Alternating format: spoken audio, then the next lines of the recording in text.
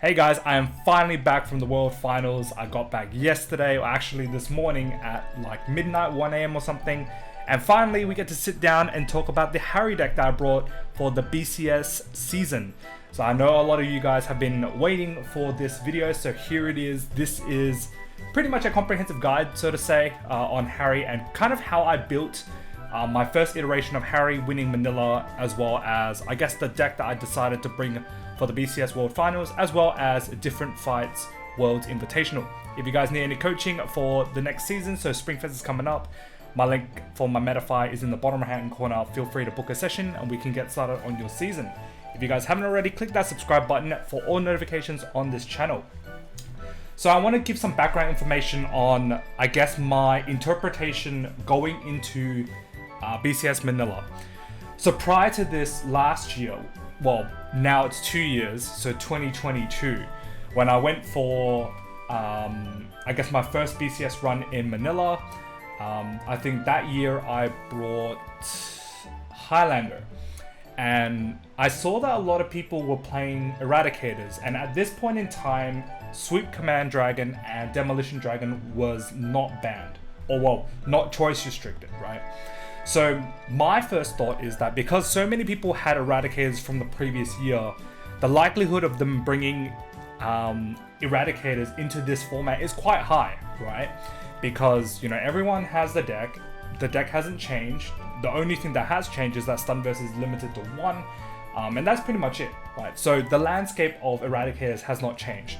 And then as, you know, the format evolved, Eradicators became, you know, probably the best deck in the format and probably the best deck to top with, right?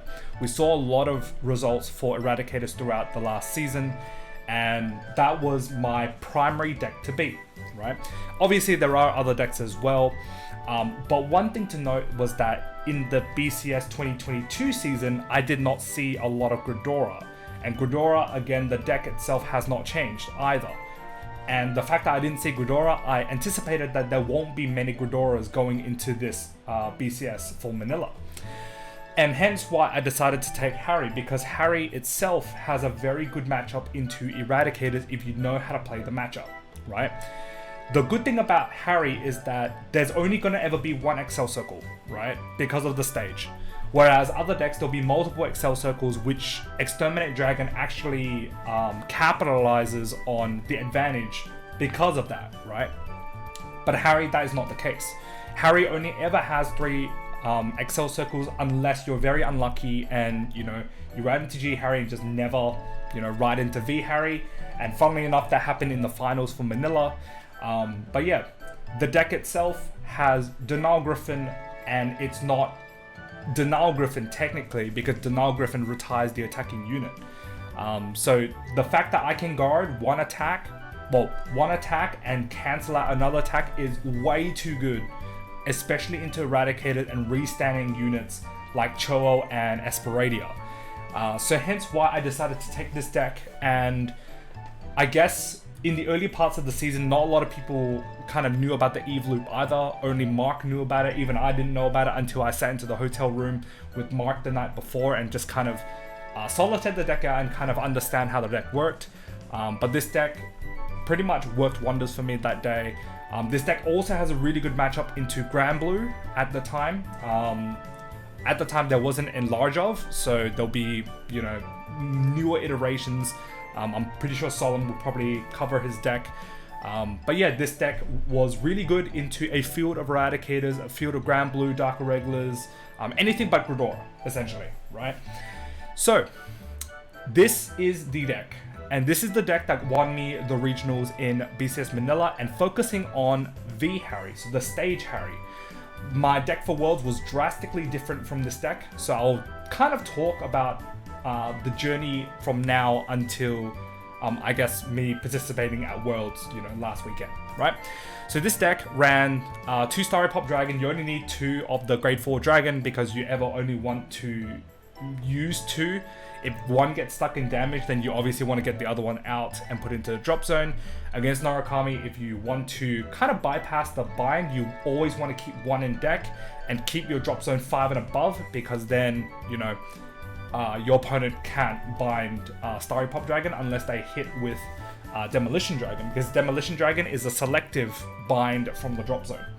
So we only played 2, and most matchups you only really need 2 anyways, but I guess this card is really good in conjunction with Purple Trapezes, because as long as it's on the Excel Circle, Purple Trapezes can actually farm Excel Circles just by putting this in and out to generate Excels, right? So essentially your engine, Purple Trapezes, becomes a +1 in conjunction with this card, which is very, very, very strong, right? The next card I decided to run is Tricky Assistant, and you know, dating back to BSFO 2019, this card was absolutely bonkers. Really, pretty much the core of the deck for me to beat the Big Six. So the Big Six, for those of you guys who don't know, that was pretty much the most degenerate meta in all of Vanguard existence. Fenrir Loop, Blade Master Loop, there was Songster Loop, there was Gastil Diamondus, Nui Dio, and Valkyrian 16 stands, right? Valkyrian Loop. So there were 4 loops and 2 degenerate decks, so a total of 6, and essentially I built Harri to counter that deck, well, that format, and it did well, right? Got me 3rd at BSFO, and for me to bring this deck back into action for this meta really made it so that, you know, it kind of showed how good this deck is, right? So 2 Trigger Assistant. We don't have, at that point in time, the new Dark States Dragon, which discards a trigger and retires a column, which bypasses resist. So yeah, we only played 2 Trigger Assistant because that was pretty much the main Denial Griffin available. There are other cards like one of the Steam Maidens, I think, Lunakia, I think is. One of the D cards, if you have 5 or more soul, combos 1, choose one of your opponent's front row and retire it. I've just found that, you know, Tricky Assistant, it's a grade 3, you can search it, you know, you can use it to search your Harri if you get your Masquerade Bunnies. It fulfills a lot of roles, and it puts itself into soul, so sometimes if you don't get stuff set up, then you can reuse Tricky Assistant for your Periton plays or your Dual Horn plays. So yeah, that's Tricky Assistant. So this deck focuses around V Harri, so I play 3 V Harris, so 2 RLR, 1 SP. So pretty much it just makes a circle big. That's mainly why this card is there. For Worlds, I decided to use G Harri instead because I found that V Harri did not have the Magia keyword, which was very important for the Worlds meta, but I'll explain that a little bit later in this video. V Harri allowed me to play Starry Pop, Dragon, as well as Lord Pigeon Pop, allowing me to multi-attack on the Excel Circle, and yeah, it just really made numbers super big, and sometimes your opponent just can't guard it, right? I played 1 Mass Magician Harri, the G Harri, especially if I'm going first, in conjunction with 4 Masquerade Bunnies to be able to find it out if I'm going first. The likelihood of me finding Masquerade Bunny is actually pretty high, so, you know, being able to find this, search out my G Harri, and, you know, call it a day, right? The next card I ran was Dancing Princess of the Night Sky. This card has been a staple in my Harri deck since BSFO for a very, very long time. I wish we had some sort of V card that allowed me to search for like any card in my deck, put into soul and call one out, similar to like a Colombard, but obviously we don't have that. So the purpose of this card is to essentially put into soul any of your Denial Griffin pieces or Happiness Collector. Happiness Collector is really good in the early game, especially if you're going into G Harri. Being able to just farm Happiness Collectors by, you know, calling out Happiness Collector and then proccing Misdirection, and then essentially farming draws like that. So Dancing Princess, a very, very good card because it counts as essentially another copy of a card that you need in Soul. So, you know, you only run 2 Dual Horns, so this is your 3rd, 4th, 5th copy of Dual Horns. Your 5th, 6th, 7th copy of Purple Trapezes, and pretty much anything that you need to get in Soul at any time. So yeah, that is a very, very good card, very versatile card. If only we had some sort of Colombard clone to replace this card. The next card I ran was 3 Lord Pigeon Pop. I only ran 3 because sometimes I found that I was stuck on G Harri and I needed a way to kind of play differently. As well, 3 Lord Pigeon Pop is fine, especially if you're running 4th, 5th, and 6th copies with Dancing Princess of the Night Sky, so I'll always find it. So yeah, that is essentially why I ran this card at 3. Mandatory in a V Harri deck to be able to essentially farm excels on your battle phase. So that is that. The next card I ran was 2 Red Star Dualhorn, and the reason why I'm running this and not Flying Periton is because it's being choice restricted with Purple Trapezes. So I needed a Magia Grade 2 unit to be able to call itself out in conjunction with Lovely Companion to fulfill the Denial Griffin play. This is essentially Flying Periton version 2. Obviously it doesn't Soul Charge, it Soul Blasts instead. I found that sometimes that Soul is an issue with this deck, but yeah, Red Star Dualhorn is essentially my piece that I need for the Denial Griffin play, and hence why it's in there. Sometimes the 11k beater actually, comes up, especially if I stride into my Masquerade Master Harri, so the old Harri stride, because it gains plus 3k for each copy of Harri I have face up in the G zone. So yeah, actually made numbers, and actually that is probably the reason why I won the Manila finals. So that's that. I played 2 Misdirection. I only played 2. I found 3 was a bit clunky, and I needed sometimes a 9k base just to hit against Protect decks or Excel decks. And because I'm running into a lot of ERADs, I kind of want to push for damage early. Because the higher they are at damage, then the less commitment I need to be able to fulfill, killing them, right? 2 Misdirection is enough because I only really need her for the Happiness Collector play, but sometimes you can call her out in front of boosters on your Yvette play because Yvette calls from Soul and then this calls out, essentially giving you 3 extra attacks. So yeah, that's a very niche situation, but it did come up a couple times during BCS.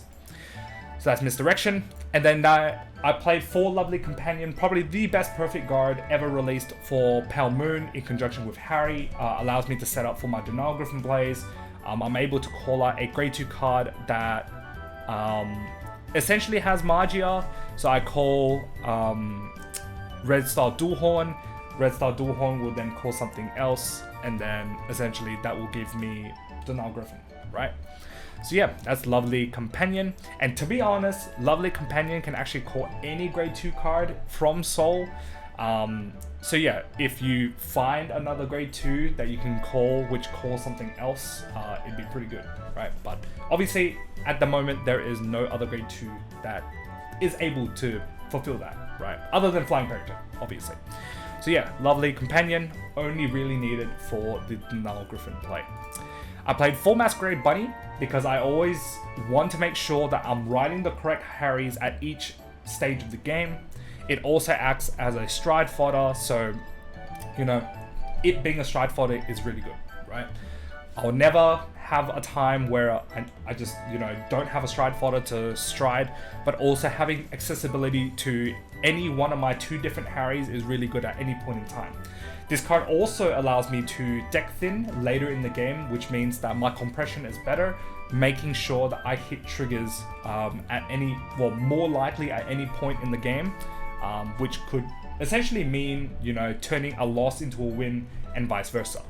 So yeah, that's 4 Masquerade Bunny. 4 Purple Trapezes because we obviously want to play either one or the other of the Periton Trapezes clone, and Trapezes is probably the most flexible and one of the most staple cards in Pale Moon. This card allowing to farm excels with Starry Pop Dragon on an excel circle or a stage is pretty redonkulous, right? This card is pretty busted, allows me to also recycle Red Star Dualhorn, putting in Tricky Assistant, and then Tricky Assistant putting into Soul, so then I have the pair of cards again if I need to call it out using Lovely Companion later on the later attacks or something like that. So yeah, Purple Trapeze is a very flexible card, allows me to get essentially anything from my Soul out to Rigo, right? And funnily enough, so I played 2 Honolys, but the Honolly was actually the most useless card in this deck. There was never a time where I wanted to call out Honolly during the battle phase. I was versing a Rads, and to be honest, I probably should have seen this before, if I'm versing a Rads, I have like a finite number of attacks to worry about. Honolly Oni is really useful against like Victor, against Shiryuki, but other than that, like this card was absolutely useless, right? But then again, you know, going into BCS Manila, like the regional events, you're obviously going to anticipate more random decks or rogue decks. So hence why I put it in for the Shiryuki matchup, just in case, you know, some guy randomly brings Shiryuki and I have to deal with it, right? And sometimes, you know, I can just call it out and just stop an attack just right there and then, and your opponent's like not anticipating it, and then you just shut down your opponent's turn. Sometimes this is really good into the Dark Irregular matchup as well, especially if you don't have the full Denial Griffin. You can kind of float this in and just stop rearguard attacks when your opponent goes into 4-fax. So yeah, Honolly is just there, but I ended up deciding to take out this card later on. 1v starter, as everyone uses anyways, don't really need to talk too much about this. I played 1 Happiness Collector because I needed a draw engine in the early game. This idea actually got thrown in the bin after I thought of my Worlds deck, but I'll explain that a little bit later in this video. This card, you essentially play with Misdirection, so you call it out, Misdirection comes out, which procs Happiness Collector skill to put into soul, draw 1, soul charge 1. Allows you to fill your soul, allows you to farm hand in the early game, and at any point in the game, you can essentially go into Masquerade Master Harri and just continue farming. Very, very strong card, and yeah. Just essentially, you just call like a board on Masquerade Master Harri, put everything back into soul, and then Eradicators can't bomb anything, can't gain additional Excel circles, and you're just pretty much set up for like Denial Griffin plays, if that. So for the trigger lineup, I played a 3-1 heal split. So I played 1 CC heal and 3 heal guardian. So the 1 CC heal is just there for me to be able to counter charge at any point in the game. If I find it, great. If I don't, then it's not too bad. And I found that I didn't need the heal guardian as much as I needed to, because I was running, you know, sufficient-ish guard in some of my other cards. This deck is actually very fragile, and I would probably recommend everyone to run my later deck because it's less fragile in that variant instead. I played 4 of the draw crit, the crit draw, or the draw crit. So if you take a damage, you draw 1. It's good because my Vanguard is always going to be Harri, so I just put into soul and draw 1 at any point in the game. This card is really good because then I can start digging for my lovely companions, my heals, and pretty much any of my combo pieces by trading a 15k. This on an Excel circle can hit 9, so 9 into Excel decks is really good. And again, I anticipated a lot of Erads, so just swinging into like a Spark Raise or Cholo is like super high value, just by committing a crit which reimburses itself into a draw 1. I played 4 stride crits. This actually could have been lowered and put in more of the into soul plus 10k crit, because I run like what, 4, 5, 6, 7, 8, 12 strides. Well, 12 stridable cards, or cards that I can use to stride. So I can actually probably lower that count to like 2-2 maybe, or even 1-3, and then just run more of the Intersoul crits so I can try to dig for more cards. I played 3 of the Prankster stand, essentially extra copies of any cards that I need in Soul. Just helps boost the consistency of getting my Denial Griffin against Eradicators. And then I ran the Dark States OT because I am more than likely just attacking with my Vanguard twice every turn because of Dark Lord Princess. And if you hit this in the early game, it's just really, really strong. Multi-Vanguard attack with crit, your opponent has to deal with it, and they just drop PGs like mad. And yeah, that's pretty much it. If they drop PGs to the Vanguard, then they can't drop PGs for the unit on the Excel circle, which is like stack of 8 Excels, right? So yeah, that's why I ran the Dark States OT. Now going into the G deck, so I played 2 Clifford. Clifford allows me to stride when I go first, riding into my G Harri, creating 2 Excels, and on hitting, calling a grade 2 or less card. So I call the Happiness Collector, then I call my Misdirection, and then put in Soul, draw 1, countercharge 1. Essentially, I get an extra attack as well as a card in hand, right? Harmonix Messiah, don't really need to explain much more about this. Gives you a Guardian Shield. If your opponent damage denies you, can ping your damage and draw 1. Yeah, that's pretty much it. And it, like, I can stride this against Link Joker, but I have other mechanics for Link Joker already, which is in the Masquerade Master Harri stride. I played one of the Wandering Dragon because I only ever want to prioritize having one call out from Soul because it's equivalent to 30k shield, because you're always usually calling 15k. There are times where I use my stand to put my OT in to call out the OT, which is like, what, 65k worth of shield. That came up, I think, once, but that was pretty much it. But the importance of this card is that it can call Lovely Companion. And because Lovely Companion retires from the Guardian Circle to call a Denial Griffin, Soul Charging a PG is okay, right? Soul Charging a PG means I can guard with a PG and have a Denial Griffin in a G-Guard, right? That is very, very important. I play 2 Flexion Chimera. This card is Omega busted against DI. You pretty much call 2 G-Guards. It's 2 Denial Griffins in a 4-card hand, well, committing 4 cards, and then you just drop a PG for the last one, and then your opponent just scoops, right? Flexion Chimera, very, very strong, just disrupts boards at any time, and it's just big shield.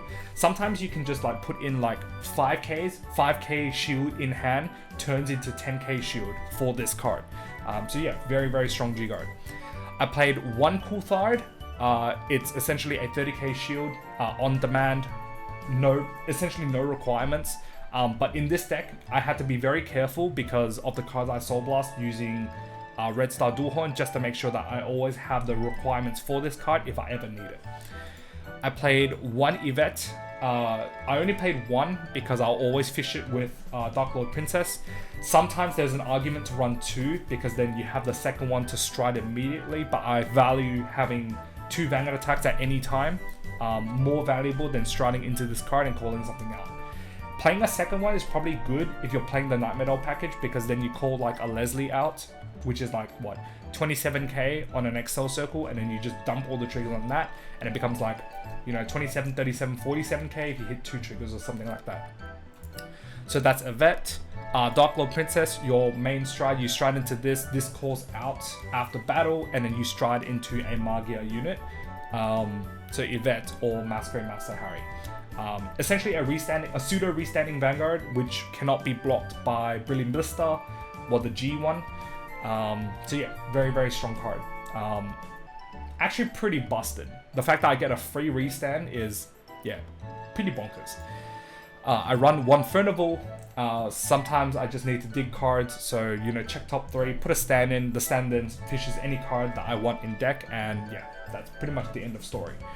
Sometimes just free 20k shield is nice, but that's essentially it. The next card I ran was Dismal, and the reason why I ran Dismal is to protect Honolly. That was essentially it. Other than that, Dismal was kind of useless unless my opponent's attacking into something. Another thing that Dismal is really good at is if you end up calling like a rearguard in the front row against Eradicators, you can just use the Dismal the front row, and then your opponent's Cho-Os can never restand, because Cho-O requires a free front row to be able to restand. So if you pop a unit in the front row, your opponent's Cho-Os just never restand, right? So that's Dismal. And then 3 Masquerade Master Harri. This card actually won me the finals. I strode into this to make sure that all of my columns with the Magia keyword essentially hit over a damage trigger, and that's pretty much how I won. This card is really good into Link Joker. Sometimes I stride twice of this card into Link Joker, and then yeah, Link Joker just scoops after that. Chaos just can't deal with you scooping in like locked units. If they only unlock 1, they take 2 excels, but 2 excels on like an 8 excel stage is like nothing for this deck. So yeah, that is pretty much my Manila list that I won BCS with and qualified for the World Finals with a sponsored invite. At the time, this deck was really good, but then as the format kind of evolved, it became a little bit more fragile, well actually way more fragile, and the deck was just not potent enough. So, which is why I decided to have a think about the deck that I wanted to bring to Worlds, because later in the season, a deck that came up was Katrina, and Katrina is a very aggressive deck. And if this deck versus Katrina, well, this version of the deck versus Katrina, then I'll struggle, right? So I needed to find a way to be able to cope with Katrina better and earlier, right? Which is why I ended up bringing this monstrosity.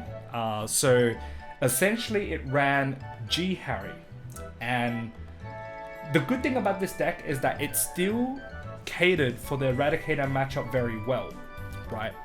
And it also has access to the Alice Leslie package, which is really good into Ghidorah, right? So my thought process was, well, Harry's really good into Grand Blue, into Eradicators, into Dark Irregulars, but Nightmare is actually pretty good into Ghidorah. Not because of the ride down, but because you can just fish for Leslie's and Alice's, go into a Dust and just finish them. And Dust is just really strong into legitimately every deck, right? So how can I mix both of the decks together, right? And this is what I came up with. So the deck itself took out the V component, the V Harri component, and essentially threw it away, right? And then put in the components for the Alice Leslie package, and this is what I came up with. So the deck kind of changed a little bit. We had access to set 13, which essentially gave us a few new toys. We had a few new promos as well since Manila, and this deck ended up running more crit and less fragile stuff. So as you can see, this deck doesn't run Purple Trapezes, it doesn't run Misdirection, it doesn't run Happiness Collector, it doesn't run any of that, right? What this deck runs is just stable, very straightforward Pale Moon, right? Very straightforward stuff, very Nightmare Doll-esque, right? So I'll just go through the deck real quick, not really explaining too much on the older cards that were explained. So I play Gruesome Scythe Dragon. So this card is actually insane. So why is this card so good? It retires a column and bypasses resist. That is wild, right? This makes the Grand Blue matchup even better for you, even though Grand Blue is already a really good matchup for you, right? You essentially just drop this and your opponent's Urgula column doesn't matter, right? Your opponent's N-Pix column doesn't matter, right? This card is ridiculous, right? Your opponent tries to protect something, too bad, right? This is also really good because you can sometimes just, you know, call this card into a column and then just bomb anything in that column, right? Really good into Near Nectar as well, because if your opponent has like a column of tokens, you just blow up that column and then your opponent's Katrina just gets significantly weaker, right? So hence why I played this card. Very, very strong, and especially against like super grindy decks, you have the triggers to be able to just ditch and then, you know, kill the column essentially.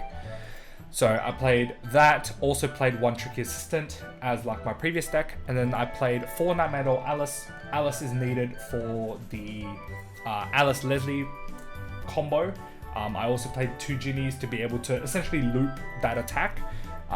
Essentially my win con for this deck. Essentially go into Dust, pop a bunch of Leslies, and then just cycle, right? I decided to play 4 G Harris, which made my ride consistency much better. So I don't need to worry about, you know, fishing for my V Harry. I always just ride G Harry. And the most important thing about this card is that it has the Magia keyword, which means that I have access to my Magia G Guard, which allows me to call any card from my soul using a G Guard. And why is that important? I can just call like a Denial Griffin and then just kill anything on demand, right? So essentially what I end up running is 7 Denial Griffin cards in my deck. So 4 heals and 3 PGs, right? Obviously this deck slightly changes for the World's Invitational, but we'll talk about that in a bit. I played 1 Dancing Princess of the Night Sky, only 1, because as you can see, I run 2 Denial Griffins, so 2 different Denial Griffins. I also ran the DPR, but I found that I didn't get the Denial Griffin consistently enough, right? So why is this card, I guess, another Denial Griffin piece? Because it only puts a grade 2 or less Pale Moon into Soul. So this can actually put the DPR into soul. The DPR then searches a grade 3 and puts it into soul, right? Which means that your deck compressing 2, which is really good already, right? Means that you trigger more, but also it means that you set up Denial Griffin. I didn't want to play the stand because then the stand means that I chip away into my trigger counts, and it's a 10k shield and a 5k trigger, which is really bad against Katrina, right? So I want to make sure that I'm running all 10k triggers so that, you know, if I hit a defensive, then it doesn't, you know, jeopardize me if I hit a stand, right? Also, because this is a grade 2, it doesn't jeopardize my ride-up numbers, right? So my grade 2, I think, is at like 10 grade 2s, which is a really good number, right? So if I ever ride this, I don't feel bad because Magia also procs this card. But we'll talk about that in a second, right? Dancing Princess also means that I have another copy of every other card, as I explained before. So my 4th Periton, my 3rd Ginny, and just pretty much every other card in the deck, right? This deck ran Flying Periton, and not a lot of people, I guess, had the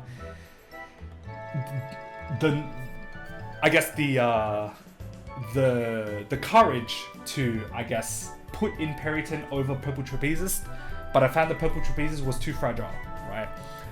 Periton in itself covers 2 roles. One role is the Denial Griffin piece for Lovely Companion, but also it allowed me to soul charge, which is really important in this deck because I need to find all my Alice Leslie packages, my Denial Griffins, and just being able to have a chance to just soul charge. It's just really, really good, right?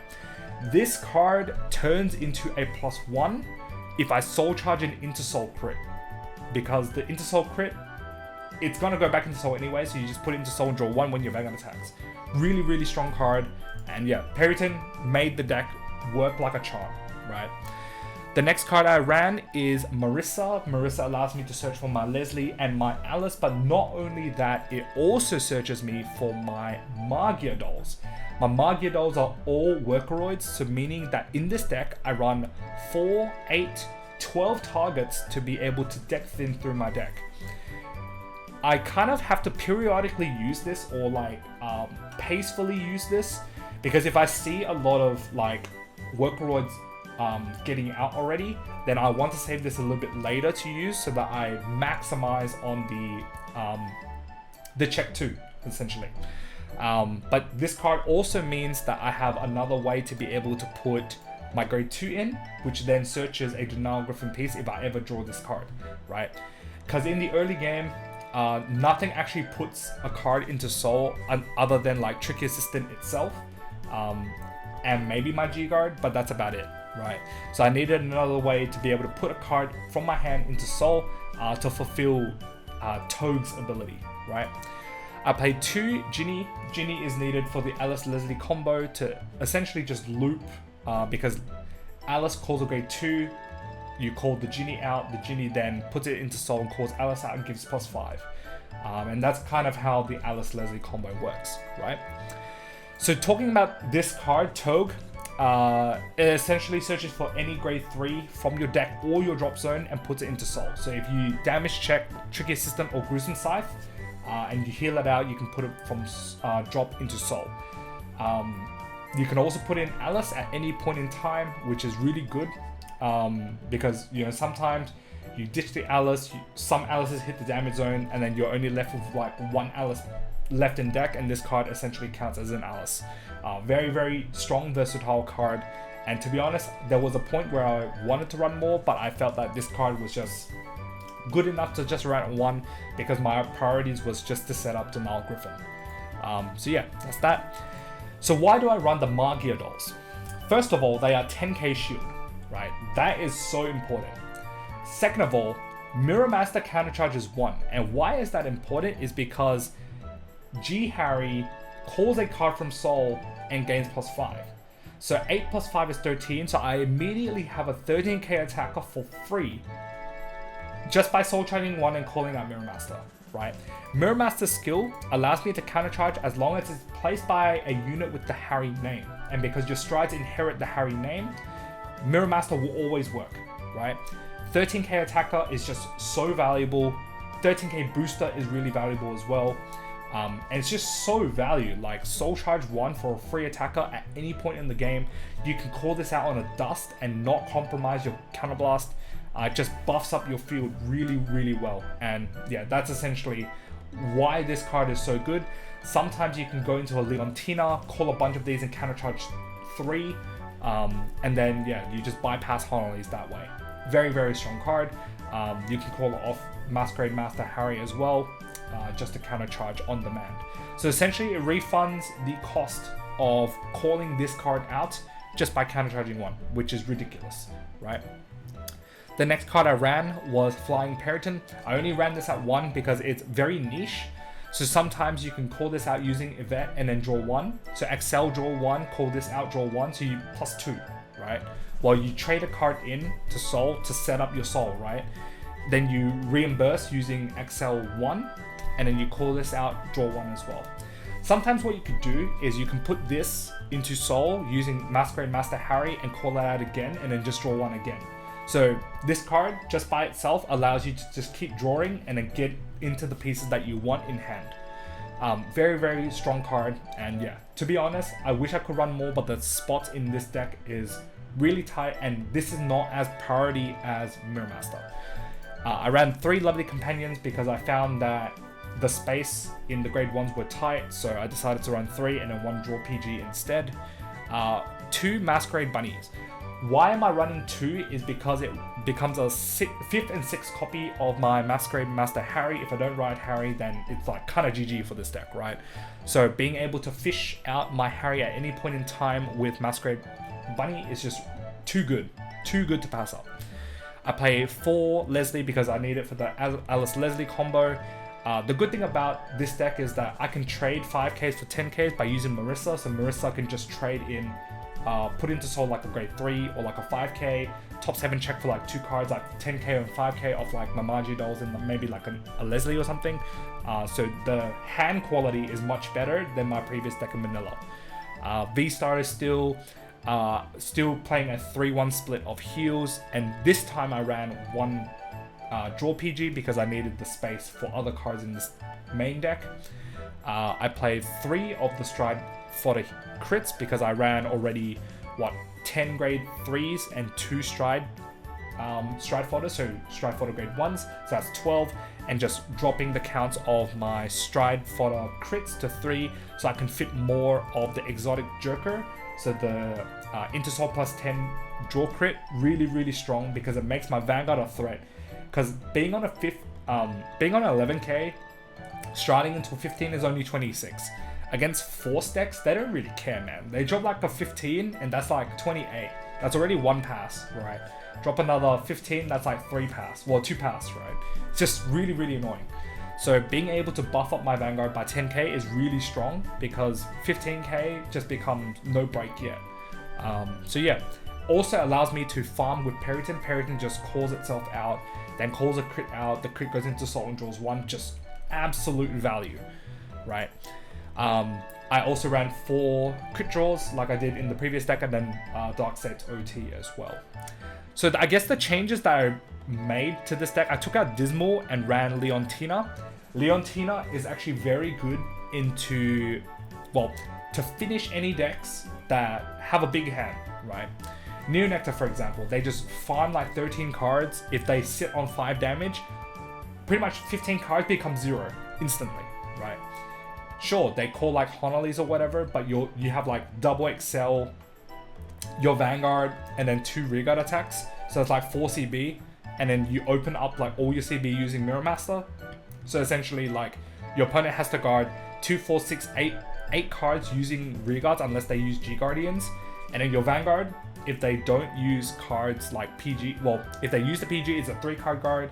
If they use G Guards, then that means G Guards won't be available for the rearguard attacks. So essentially, that whole sequence when your Vanguard attacks is like 10 plus cards from hand, which is ridiculous, right? Not to mention that you also have 4 attack before. So if they're at 5 damage, this card just pretty much GG, unless they hit heals or OTs or whatever. So yeah, that's that.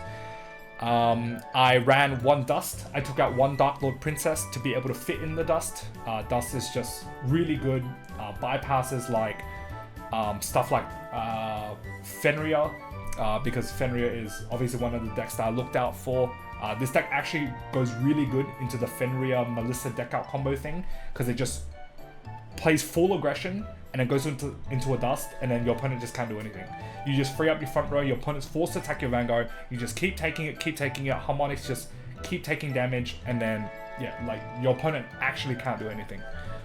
Go into a Dust, and then, yeah, just finish them off. This card is really good into anything that prioritizes G-Guards, like Grand Blue. Grand Blue just gets eaten alive by Dust.